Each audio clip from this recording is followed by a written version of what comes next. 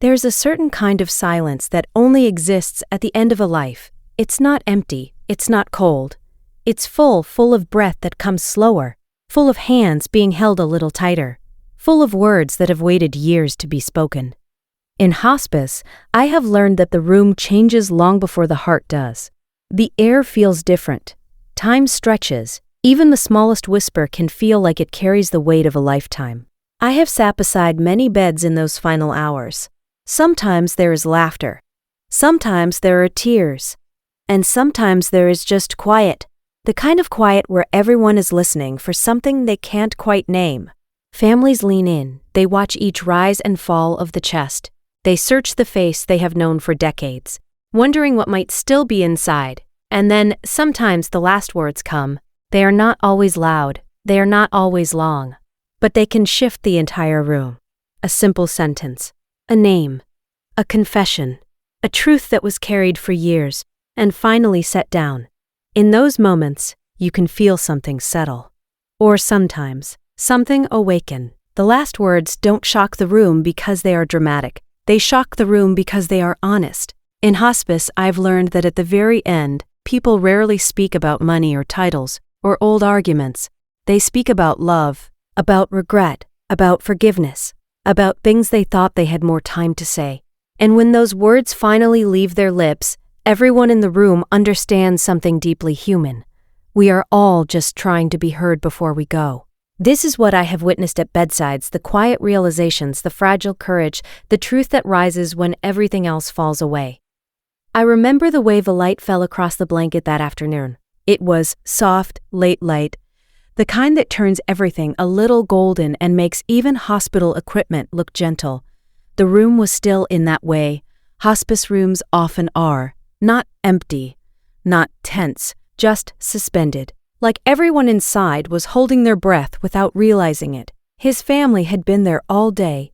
A daughter on one side of the bed, a son near the window, his wife sitting closest, her hand wrapped around his. They had already said so much over the past week, stories from when he was young, laughter about old family vacations, apologies tucked quietly between sentences. The kind of conversations people have when they know time is no longer stretching ahead of them. By that afternoon, words had grown fewer. There is a point when talking feels unnecessary, when presence becomes more important than conversation. The machines were quiet, the oxygen hummed softly. You could hear the clock on the wall if you paid attention. He had not spoken clearly in almost a day, just small murmurs, a shift of his brow, a tightening of his fingers when someone said, "We're here." His breathing had that fragile rhythm I've come to recognize, slower, deeper pauses, the kind of breathing that makes loved ones lean forward every time it stops, even for a second. I stood near the doorway, giving them space but watching gently, the way I always do. In hospice, you learn to listen with your whole body, not just for words, but for changes, a different tone in the breath, a sudden stillness, a flicker behind closed eyelids. It happened quietly.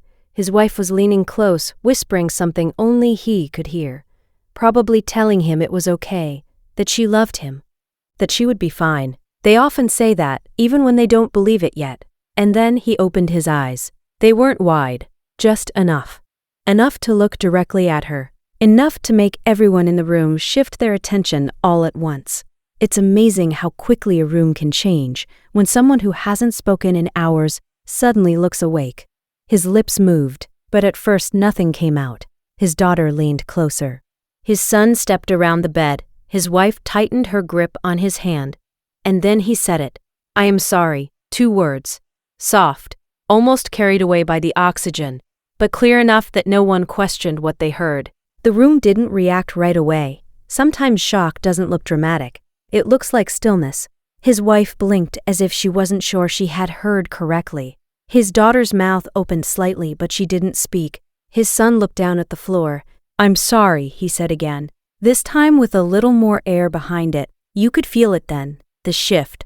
In hospice, we expect certain last words. "I love you." "Thank you." "I'm tired." Those are common. They are beautiful in their own way.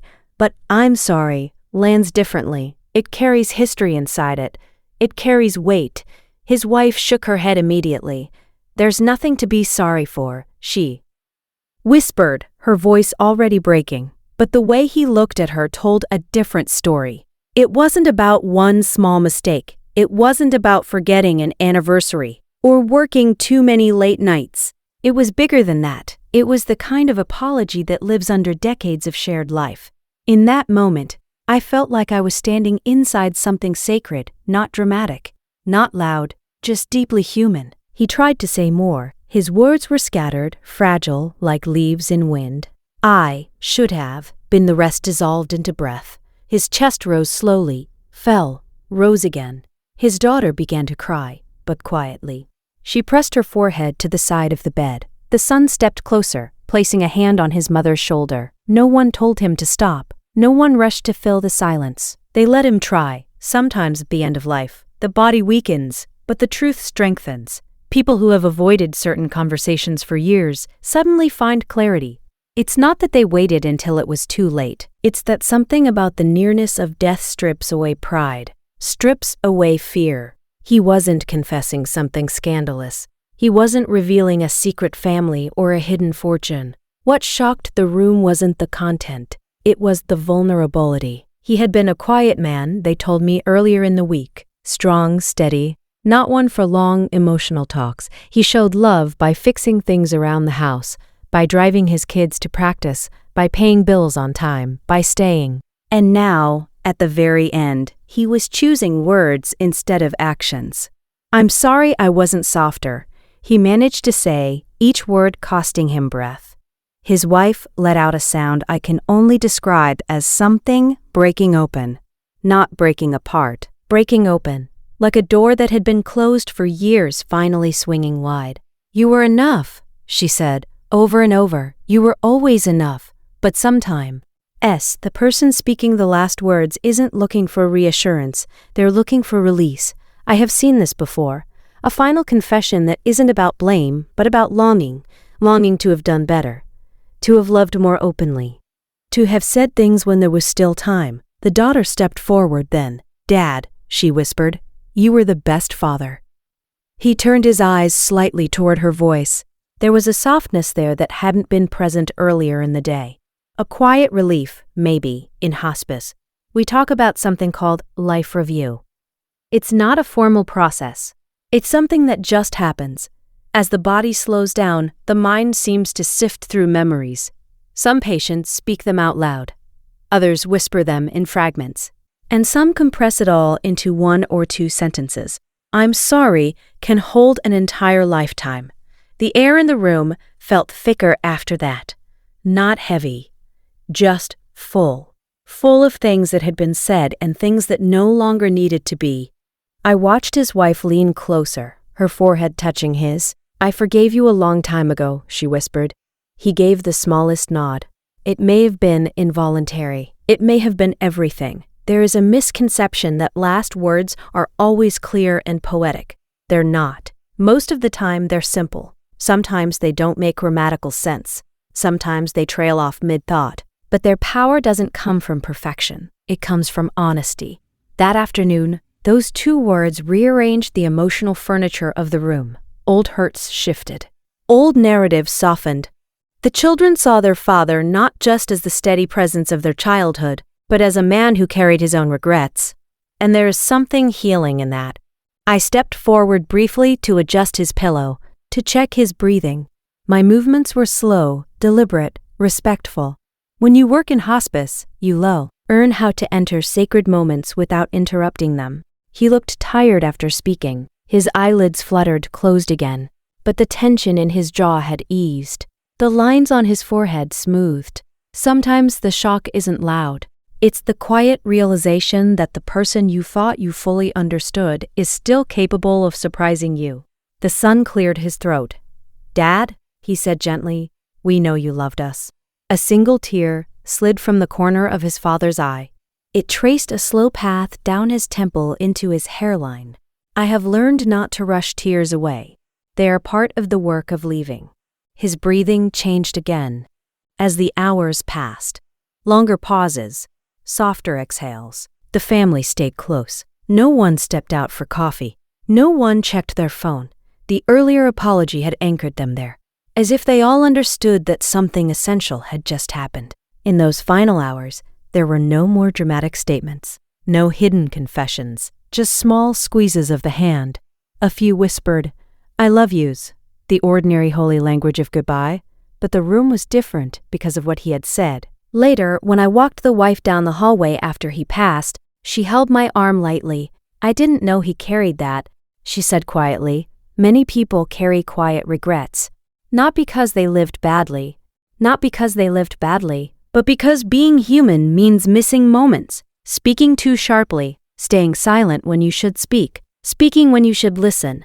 Hospice doesn't create regret, it simply gives it a microphone." I think about that afternoon often, about how two simple words can hold decades of unspoken tenderness, about how vulnerability at the end of life can soften even the hardest memories. When people imagine shocking last words, they think of dramatic revelations. But what truly shocks a room is honesty without defense, a strong man admitting he wished he had been gentler, a lifelong provider confessing he wanted to be softer. It reminds everyone listening that love is not measured only in what we built or earned, but in how we made people feel. And in those final breaths, as the sun slipped lower and the light faded from gold to gray, the apology no longer felt like a wound. It felt like a gift handed carefully from one life to the next. There are moments in hospice when the atmosphere shifts so quietly that you almost miss it. The monitors sound the same, the oxygen still hums. Family members sit in their chairs the way they have for hours. And yet, something invisible moves through the room. I remember a night when that happened because of a single name. She had been unresponsive most of the day. Her breathing was shallow but steady, the kind that tells you the body is doing what it needs to do, slowly closing systems down. Her two sons sat on either side of the bed. They were grown men, both trying to be strong in their own ways. One held her hand. The other kept adjusting her blanket, even though it didn't need adjusting. They had been talking to her all afternoon. They told stories about their childhood, about the way she used to hum while cooking, about how she never missed a school play, even when she was exhausted from work. They spoke gently, leaning close to her ear the way families do when they hope hearing is still there. Sometimes it is. The room was dim, except for a small lamp in the corner. Night in hospice has a different texture than daytime. It feels more intimate. The world outside quiets down, and the room becomes its own small universe. Around midnight, her breathing changed, not dramatically, just a subtle pause between each inhale and exhale. I stepped inside to check on them, moving slowly, keeping my voice soft. The sons looked up at me with that question in their eyes that they didn't want to ask out loud. "Is this it?" I nodded gently, it could be soon. They both moved closer to her. The older son began whispering, "It's okay, Mom, we're here. You can rest." The younger one pressed his forehead against her arm, his shoulders shaking quietly. For a long time, there were no words from her, just breath. In and out, in and out. The kind of rhythm that fills the room so completely that it feels like everyone is breathing together. And then, very softly, her lips parted. At first, I thought it was just air shifting, but then I heard it. A name. Not one of her sons' names, not the name of her late husband. A different name. Daniel. It was clear, gentle, almost tender. Both sons froze. The air changed instantly. You could feel it, like someone had opened a window in a room that had been sealed for years. They looked at each other, confused. The older son straightened up. "Mom?" he said carefully. She said it again. "Daniel." Her voice wasn't strained. It wasn't fearful. It sounded young. That's the only way I can describe it. Like the name belonged to a version of her from long before this bed, long before gray hair and grandchildren. The younger son shook his head slightly, as if trying to place it. "Who's Daniel?" he whispered to his brother. There was no accusation in the room, no immediate anger, just surprise, deep, quiet surprise. I've learned over the years that near the end of life, people often reach back, not just to yesterday or last year. They reach back to the very beginning of who they were, to first loves, to childhood friends, to siblings who passed decades ago. The mind doesn't always stay in the present. It wanders to places that feel unfinished or especially bright. She said the name a third time, softer now. Daniel, I'm ready. And that was when the shock settled fully into the room. The older son sat back slowly in his chair. His face wasn't angry, it was thoughtful, as if a door inside his understanding of his mother had just opened. Their father had passed 5 years earlier. They had always described their parents' marriage as steady, loyal, predictable, the kind of love built on shared responsibilities and mutual respect. But here was this name floating above the bed like something fragile and luminous. The younger son finally spoke. Maybe it was someone from before Dad, he said quietly. No one corrected him. I watched their faces closely. What could have turned into tension instead became something else entirely. Curiosity mixed with tenderness. They weren't seeing their mother as just mom anymore. They were seeing her as a woman who had lived a whole life before them. A woman who had chapters they were never part of. That realization alone can shift a room. She took another slow breath. Her fingers twitched slightly in her son's hand. Daniel, she whispered again, and there was a faint smile on her lips. I have seen fear at the end of life. I have seen restlessness.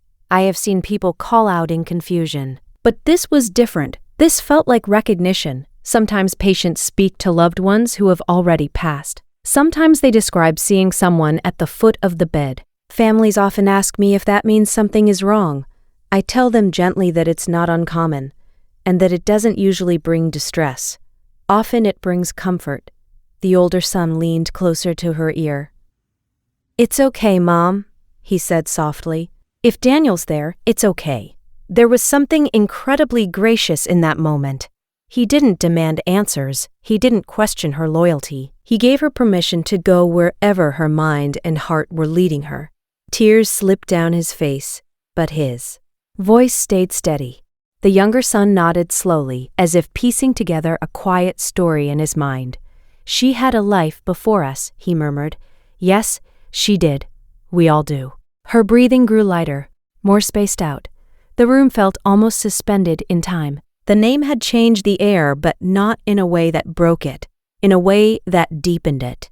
It's easy to forget that our parents were once young, that they had first loves, heartbreaks, dreams that took different shapes. Hospice has a way of peeling back those layers in the final hours. She said the name one last time, barely audible now, and then her breathing slowed into a long, gentle exhale. The sons both leaned in, holding her hands, whispering their own goodbyes.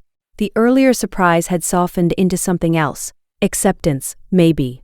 Or understanding that love is not a single straight line. It's a collection of moments, of people, of seasons.